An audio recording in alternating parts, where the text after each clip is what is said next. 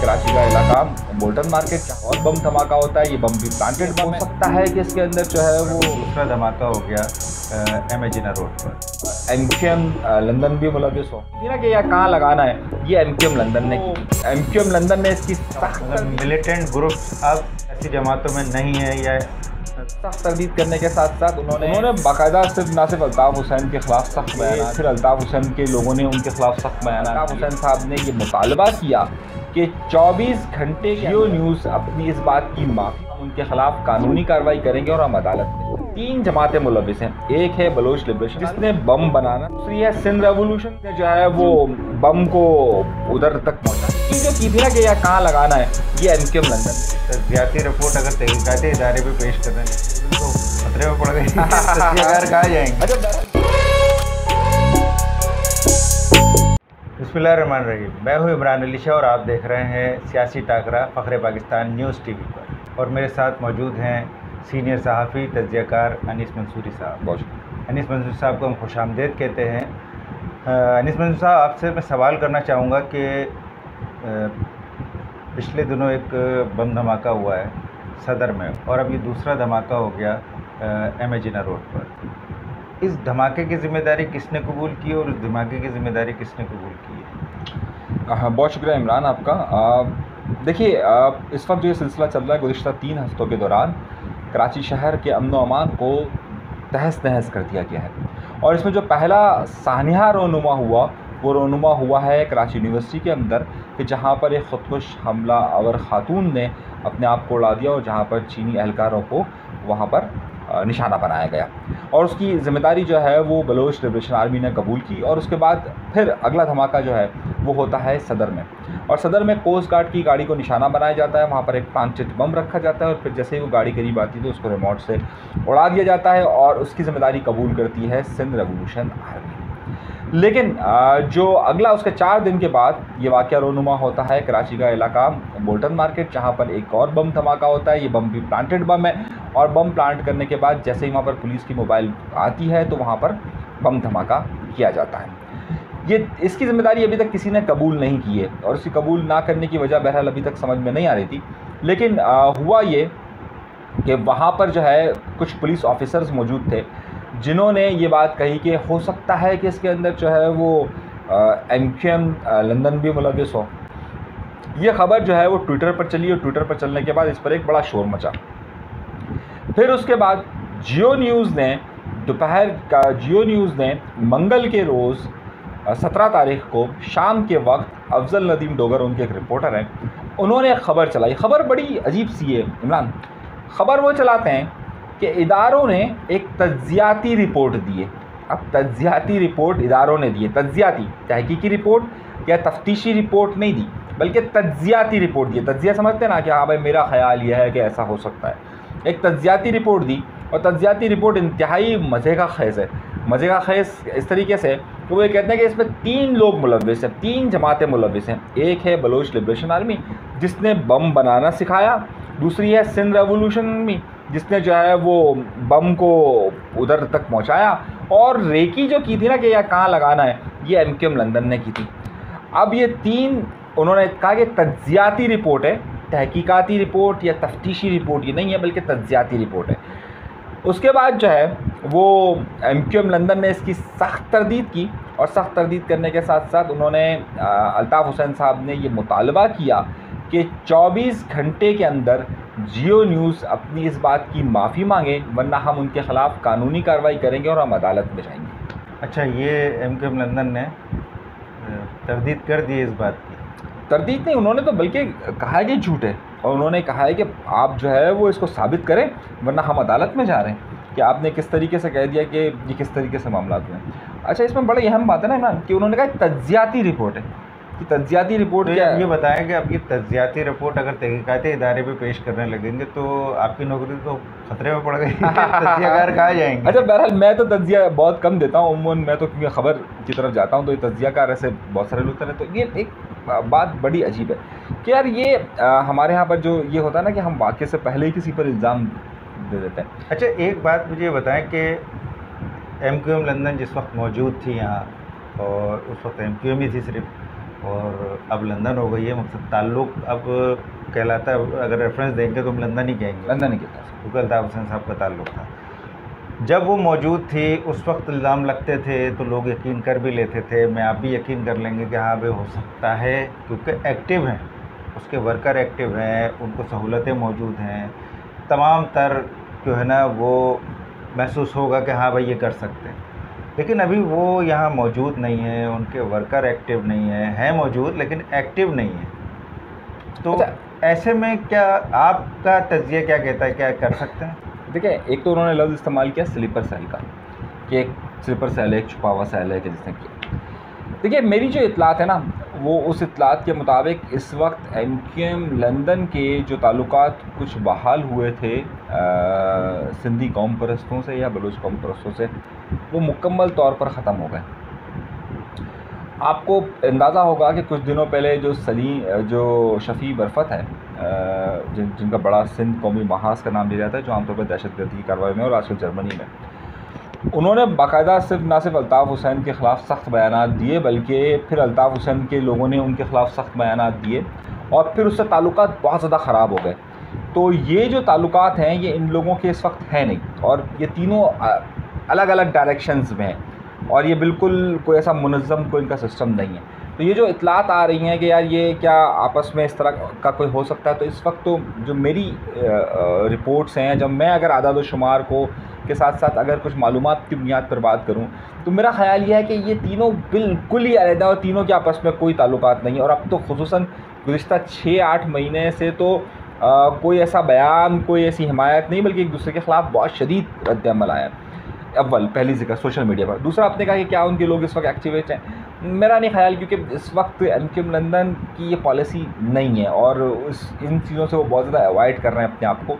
उन्होंने 6-7 सालों में इस चीज़ों को बहुत ज़्यादा अवॉइड किया है और वो इस तरफ जाना नहीं चाहते हैं। खैर, ये अब उनकी पॉलिसी है या नहीं है या क्या है, ये उनका अपना मामला। लेकिन अगर यकीन भी कर लिया जाए इस वक्त कि वो नहीं जाना चाहते, लेकिन अगर उन्हें यहाँ इख्तियारात मिल जाते हैं, सियासी आज़ादी मिल जाती है, अगर फिर वो इस तरह से करते हैं, क्या मुमकिन है ये? देखिए, MQM कराची की सियासत बदल गई है। न सिर्फ कराची की सियासत में MQM का किरदार बदल गया है, चाहे वो लंदन हो, चाहे पाकिस्तान हो, चाहे महाजिर कौमी मूवमेंट आफाक अहमद साहब का ग्रुप हो, चाहे PSP की नई शक्ल हो, या कुछ फ़िरका वाराना जमातें हों। आप ये देखिए, एक ज़माने में इस शहर का टोटल इन्वायरमेंट ही ये बन गया था कि वहाँ पर तशद्दुद जो है वो बड़ा आम हो गया था। चाहे उसमें आप कुछ जो है वो पश्तून कौम परस्त जमातों की मिसाल दे सकते हैं, आप उसमें चंद बलोच जमातों की मिसालें ले सकते हैं, एरियाज़ की मिसाल ले सकते हैं, इलाक़ों की मिसालें ले सकते हैं। लेकिन अब कराची की सियासत में कम अज़ कम जो है वो, अगर आप ये देखिए कि बहरहाल इसका कहीं ना कहीं क्रेडिट कुछ ना कुछ पाकिस्तान के इदारों को, पाकिस्तान की सियासी जमातों को, पाकिस्तान में काम करने वाले दीगर ग्रुप्स को ये जाता है कि अब कराची शहर के अंदर मिलिटेंसी का इतना रुझान नहीं है और ना ही कोई सियासी जमात अपने साथ ये टैग लगाना चाहती है, कम अज़ कम। मतलब मिलिटेंट ग्रुप्स अब सियासी जमातों में नहीं है या नज़र नहीं आता? तरह का नहीं है कि यार कोई बाकायदा मुनज़्ज़म हैं, ग्रुप्स हैं कुछ ऐसे का दुक्का आपको नज़र आ जाएंगे, लेकिन अब जो है वो सियासी जमातें कराची की हद तक जो है उस तरह की सियासत को अवॉइड कर रही है, तमाम लोग। ठीक। अच्छा, अब ये बताइएगा कि सिंध में बल्दियाती इंतखाबात भी करीब हैं और बल्दियाती इंतखाबात के हवाले से मेरी इत्तेदाद के मुताबिक कोई कमेटी बनाई जा रही है, तो क्या कमेटी बनाई गई है? ये 19 रुकनी जो कमेटी बनाई गई है। देखिए, बड़ा अजीब मजाक हो रहा है इस वक्त ना सिंध में। जब आपको याद होगा कि कराची शहर के अंदर बल्दियाती कवानीन के हवाले से 29 रोज़ का जमात इस्लामी ने धरना दिया था, तो उसके बाद एक मुज़ाकराती टीम बनी थी और उन्होंने धरना ख़त्म किया था और उसके बाद उन्होंने कहा था भाई हमारे मुज़ाकरात हो गए और ये सारे मामला हो जाएंगे, ताहाल वो नहीं हो सके। उसके बाद PSP आई, PSP ने एक धरना दिया और उसके बाद PSP ने भी ऐलान किया कि भाई हमारे मामला तय हो गए हैं और ये हुआ है, और उससे पहले ही सुप्रीम कोर्ट ने एक ऑर्डर जारी कर दिया था। जो सुप्रीम कोर्ट ने ऑर्डर जारी कर दिया था उसके बाद हुआ ये था कि मामला, आपकी बात कर रहा हूँ, सुप्रीम कोर्ट ने जो ऑर्डर जारी किया था वो किसके दरख्वास्त किसकी? वो MQM पाकिस्तान की दरख्वास्त थी। 2 जमातों ने दिया था, तहरीक इंसाफ ने भी दी थी और MQM पाकिस्तान ने भी दी थी, लेकिन तहरीक इंसाफ की जो दरख्वास्त थी उसको गुलजार साहब ने, चीफ जस्टिस ने अलग कर दिया था और सिर्फ MQM पाकिस्तान की दरख्वास्त को सुनी थी, तो उसी पर फैसला हुआ था। अच्छा, जब ये फैसला हो गया तो उन्हीं दिनों आपको याद होगा कि एक मामला ये हो गया था कि MQM के एक कारकुन का जो है वाक़या हो गया था CM हाउस के पास। अच्छा, उन्हीं दिनों के फ़ौरन बाद जो है ना, जब सुप्रीम कोर्ट का फैसला आया तो तहरीक अदम एतमाद का माहौल शुरू हो गया। जब तहरीक अदम एतमाद का माहौल शुरू हो गया तो उसके अगले दिन ही जो है वो सिंध असम्बली का इजलास था। ये वाक़यात, सुप्रीम कोर्ट का फ़ैसला और ये तहरीक अदम एतमाद का मामला बिल्कुल साथ साथ शुरू हुआ। तो हुआ ये कि जब ये मामला असम्बली के अंदर गया तो उस वक्त MQM और पीपल्स पार्टी एक दूसरे के ख़िलाफ़ नज़र आती थी। लेकिन याद होगा उस वक्त मैंने आपको ख़बर दी थी कि बाकायदा स्पीकर के कमरे के अंदर एक इजलास हुआ। उस इजलास के अंदर तहरीक इंसाफ, MQM और पाकिस्तान पीपल्स पार्टी के लोग बैठे और उन्होंने कहा कि आप सुप्रीम कोर्ट के फैसले पर करारदाद ना लेकर आएँ, बल्कि हम एक कमेटी बना देते हैं। और उन्होंने फिर कमेटी का ऐलान कर दिया, जिसमें इब्तदाई तौर पर जमात इस्लामी को और तहरीक लब्बैक को शामिल नहीं किया गया था, जिस पर जमात इस्लामी के अब्दुल रशीद ने शदीद इतराज़ किया था। खैर, ये मामला जब ज़रा सा आगे बढ़ा तो फिर उसके बाद 19 रुकनी एक कमेटी बन गई, जिसमें पाकिस्तान पीपल्स पार्टी, तहरीक इंसाफ जो अपने आप को कहती है कि भाई हम इनके साथ नहीं बैठेंगे, वो MQM पाकिस्तान, जमात इस्लामी और TLP और GDS में शामिल है। इस 19 रुकनी कमेटी का इजलास हुआ पीर के रोज़, और उसमें जो तहरीक इंसाफ इस वक्त कह रही है कि हम पीपल्स पार्टी के साथ बात नहीं करेंगे, वो उस मुज़ाकराती टीम का हिस्सा थी। MQM जो एक पार्शली हलीफ जमात है इस वक्त पीपल्स पार्टी की, वो उसमें शामिल थी। GDA, TLP, ये सारी जमातों के कुल 19 अरकान बैठे हुए थे। उसमें ये मीटिंग में ये इजलास हुआ और उसमें नासिर हुसैन शाह साहब की सदारत में सारे मामला हुए कि जनाब ये तय किया जाए कि अब ये बल्दियाती कवानीन के हवाले से क्या होगा, और जो सुप्रीम कोर्ट की अब ये बड़ा खेल है। दूसरी तरफ MQM पाकिस्तान ने अपने 150 सफ़ात की जो है वो सिफारिशात उनको दे दी है, तो डबल मुज़ाकरात चल रहे हैं। लेकिन इस खेल के दौरान ही खेल इमरान ये चल रहा है कि इसी दौरान जो है वो बल्दियाती इलेक्शन भी शुरू हो गए हैं। 14 डिवीज़न के अंदर इस वक्त बल्दियाती इलेक्शन हो रहे हैं, 14 डिवीज़न के अंदर, और बाकायदा कागजात नामजदगी जमा करवाने की आखिरी तारीख भी जा रही है। अब जब वो जा रही है और उसके बाद अब 26 तारीख को जो है वो उसका इलेक्शन है, और जब 26 तारीख को इलेक्शन है तो 14 डिवीज़न के अंदर इलेक्शन है। एक तरफ कानून साजी डिले टू डिले, अब 28 तारीख को उसका इजलास है इस कमेटी का, तो अब और 26 जून को है, तो कब तक वो मामला होंगे, तब तक अगला इलेक्शन शुरू हो जाएगा। फारूक सत्तार और PSP बरसर पैकार होंगे इनसे। देखिए, फारूक सत्तार साहब की पिछले 5 दिन से वो दुबई में और अर्शद लिबास साहब से उनकी मुलाकात हुई है, और वो एक तरफ ये कोशिश कर रहे हैं कि MQM पाकिस्तान में उनकी जगह बन पाए, लेकिन MQM पाकिस्तान में उनकी जगह बनती हुई नज़र नहीं आ रही है, अभी तक नहीं आ रही है। लेकिन अगर वो कोशिशें बहुत हो रही हैं इस हवाले से, और अगर ये मामला तय नहीं होते तो वो फारूक सत्तार साहब अपने ग्रुप को अलग खड़ा करेंगे। अच्छा, जो 3 MQM PSP में जो थे और फिर खामोश बैठ गए थे, 3 अहम रहनुमा थे मुत्तहिदा के, जो PSP में गए थे और फिर उसके बाद खामोश बैठ गए थे, अब वो वापस आए हैं मुत्तहिदा कौमों में। देखिए, एक बात तो बहुत क्लियर जहन में रखें कि MQM हो, तहरीक इंसाफ हो, जमात इस्लामी हो, आफाक अहमद हो या TLP हो, ये जितनी भी सियासी जमातें हैं शहरों के अंदर, कराची शहर के अंदर, इनमें से किसी भी इंडिविजुअल का वोट बैंक नहीं है। यानी आप इनको कहना डॉक्टर सगी कोई बहुत बड़ा नाम है, तो नहीं है। वसीम आफ्ताब जो है बहुत बड़ा नाम है, नहीं है। सलीम ताजिक कोई बहुत बड़ा नाम है, तो बहुत बड़ा नाम नहीं है। ये तो बहुत क्लियर बात है। यहाँ पर वोट जो है वो जमातों के।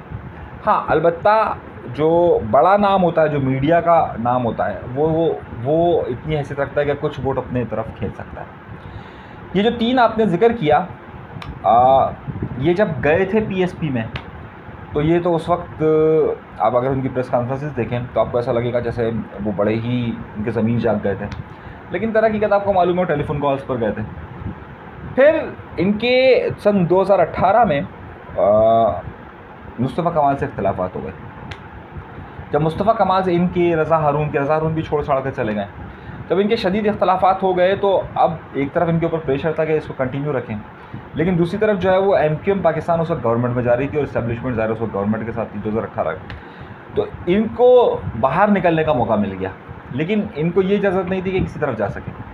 फिर सन 2000 पिछले साल के बिल्कुल आखिर के अंदर जो है इन्होंने कोशिश की कि इशरतुल इबाद का इनके साथ रब्ता हुआ और इन्होंने एक ग्रुप तश्कील देने की कोशिश की, लेकिन फिर इनको 1-2 टेलीफोन कॉल्स आए तो ये फिर सिमट कर बैठ गए। तो इस बार इन्होंने मौका जाना, और मौका जानकर ज़रा सा इन पर प्रेशर कम हुआ, तो ये आपको याद होगा ठंडोला यार वाले वाक़े में भी गए थे, फिर ये जो CM हाउस वाला वाक़या होगा उस वक्त ये लोग गए थे, तो इनके राब्ते थे और इनकी गुंजाइश या इनकी जगह इसके अलावा कहीं और बन नहीं पाती थी। अच्छा, अब आपका अगला सवाल होगा कि क्या कोई बहुत बड़ा फ़र्क डालेंगे ये लोग? जी नहीं, ये लोग कोई बहुत बड़ा फ़र्क नहीं डालेंगे। बस ये इन हो गए। बहुत शुक्रिया आपका। अनीस मंसूरी हमारे साथ मेहमान थे। और नाज़रीन, हमारे प्रोग्राम का वक्त ख़त्म होता है, हमें इजाज़त दीजिए और देखते रहिए सियासी टाकरा फ़ख्रे पाकिस्तान न्यूज़ टीवी पर और सब्सक्राइब ज़रूर कीजिए। शुक्रिया।